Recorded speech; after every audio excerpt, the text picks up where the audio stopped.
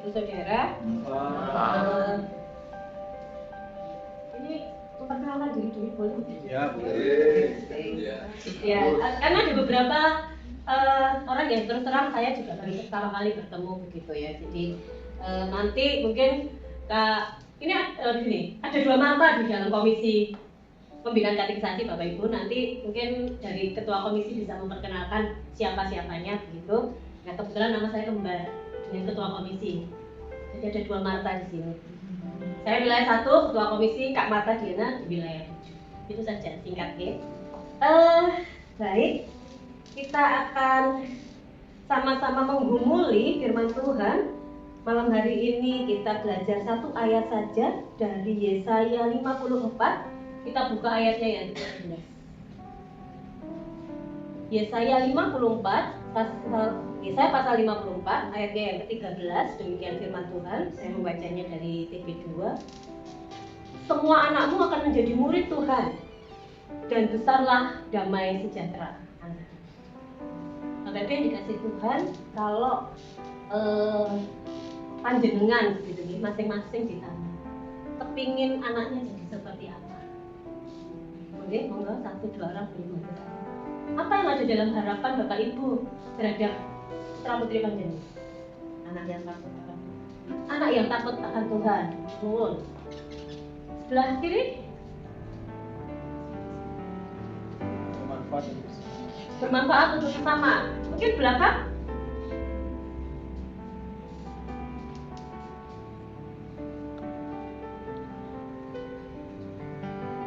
Atau enggak punya harapan untuk anak-anak? Bapak Ibu ini tadi simulasi loh. Kami biasanya ini yang kami lakukan di kelas, gitu ya. Jadi pengajaran kelas-kelas ya tiap hari Jumat itu yang putra putri Bapak Ibu terima itu biasanya kami dialog 2 arah. Karena biasanya kalau mereka mendengarkan gurunya ngomong aja, ya kalau tidak ngantuk ya bosan. Cuma 2 itu pilihannya.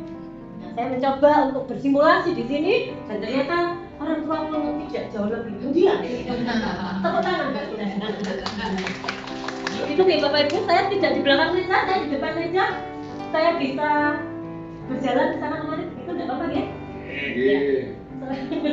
Baik Bapak Ibu Saudara, kalau kita secara umum gitu ya, orang tua ditanya harapannya, ya tadi jawaban Pak Bendra dan saya mungkin mewakili kita semua. Ingin anak Tuhan sebenarnya dari sesama lebih rohani, kepingin anakku seperti Yesus.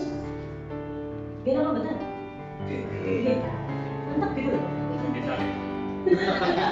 Tapi ngomong. Bukan kan?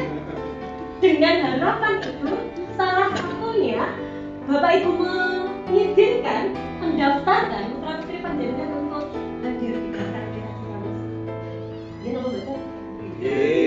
Bapak Ibu Saudara, itulah secara umum memang itulah yang diharapkan oleh orang tua terhadap putra putri mereka. Tetapi kalau kemudian kita ada pertanyaan lebih lanjut, benarkah Bapak Ibu kepingin putra putrinya seperti Yesus? Sing kaya apa? Yang seperti apa? Bapak Ibu menjadi seperti Yesus itu tidak enak. 1, lomeden, tidak punya tempat untuk meletakkan kepalanya. Betul ya? Lalu putra putri panjenengan itu kalau ketemu kasur saja maklum, kelas. Gitu ya. Tetapi mendidik anak kita untuk menjadi seperti Yesus itu merupakan tanggung jawab kita dan juga janji kita yang kita ucapkan bahkan sebelum kita semua dianugerahi putra putri. Janji yang kita ucapkan pada saat kita berikrar dalam pernikahan itu. Bila nanti diberkati anak di dalam perkawinan, sanggup untuk mendidik anak kita sampai pada Nah, Bapak Ibu Saudara, Yesaya di dalam ayat yang kita baca, kamu akan menjadi murid. Ini biasanya kalau sama anak-anak itu kemudian kami jadikan ayat hafalan Bapak Ibu. Nanti sebelum pulang Hafalan dulu.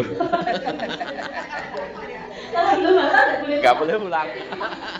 Kalau panjenengan pulangnya malam ya, salah satunya itu. Jadi kami spill apa yang terjadi di kelas. Semua anakmu akan menjadi murid Tuhan. Murid Tuhan. Berarti yang ngajar Tuhan sendiri. Semua anakmu akan menjadi murid yang ngajar Tuhan sendiri. Jadi katakan semua anak-anak kita. Janji itu, kata-kata di dalam kalimat ini, ayat ini berlaku buat kita semua. Anak-anak kita akan menjadi murid Tuhan. Nyatanya Bapak Ibu Saudara, hal yang kita alami, kenyataan yang kita alami tidak seindah drama Korea, betul ya? Ya, orang tua itu sering merasa lo gak mampu, gak ngerti lagi kita gak ngerti, anak-anak sudah lebih pinter, apalagi sekarang situasi namanya dunia informasi itu terbuka. Anak-anak kita jauh lebih pintar mencari informasi, menggali informasi lewat internet daripada kita. Nah, seringkali juga kadang kalau kita berpertanyaan dari anak yang kemudian rasanya ngomong sih kok apa kok. Dan kita hidup di dunia ini kayak dia. Tetapi janji Tuhan di dalam ayat ini yang Tuhan sendiri yang berjanji. Dialah yang akan menjadi pengajar bagi anak. Dan di fase yang kedua Bapak Ibu dikatakan besarlah damai sejahtera anak-anak. Bukan hanya bicara tentang materi, tetapi ini mencakup tentang iman, karakter, juga relasi. Bapak Ibu Saudara yang dikasihi Tuhan, pendidikan sejati itu dimulai dari relasi yang dibangun antara anak-anak kita dengan Tuhan. Maka menjadi tujuan untuk menjadikan anak kita seperti Kristus. Salah satunya dimulai dengan membentuk anak kita untuk punya relasi dengan Tuhan, relasi pribadi dengan Tuhan. Maka tugas orang tua, tugas kita semua adalah menjadi mitra Allah di dalam pendidikan iman anak-anak kita. Kita bukan menjadi pengganti Tuhan, tapi kita menjadi alat Tuhan untuk mendidik. Nah, seperti tadi saya katakan, seringkali orang tua merasa gak mampu, gak iso. Disinilah perlu sinergisitas dengan melalui media kita, wadah yang kita sudah bangun bersama selama kurang lebih berapa bulan ya? 6 bulan ini ya, Kak Marta ya. Putra putri kita hadir di kelas katekisasi. Ini yang kita coba bangun bersama. Bahwa anak-anak kita mulai menyadari kebutuhan mereka akan Tuhan, menyadari kebutuhan mereka akan Juru Selamat, menyadari keberadaan mereka bahwa mereka adalah orang berdosa yang tidak bisa menyelamatkan diri mereka sendiri tanpa campur tangan dan kasih karunia Tuhan. Dan diharapkan selepas mereka menjalani kelas katekisasi selama kurang lebih 10 bulan kemudian, mereka bisa berjalan dengan percaya, mengaku dan bertanggung jawab sendiri terhadap iman percayanya dan memulai tanggung jawab penuh sebagai seorang pengikut Kristus. Bapak Ibu, jalannya tidak mudah. Saya tahu. Bahkan kita pun sekarang sebagai orang tua dalam relasi kita dengan Tuhan pun kita masih menghadapi begitu banyak pergumulan.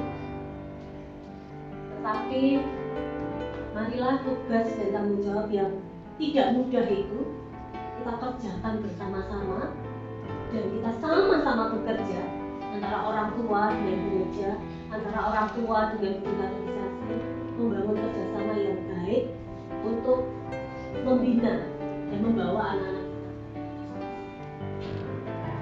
Kelas-kelas katekisasi yang selama ini dijalani oleh putra-putri Panjenengan semua bukan hanya mereka tidak hanya menerima materi one way begitu satu arah dari guru seperti mereka menerima pelajaran biologi, matematika, pokok ini, tetapi biarlah mereka bisa mencari, menemukan alasan di balik mereka datang ke katekisasi, di balik mereka datang ke gereja.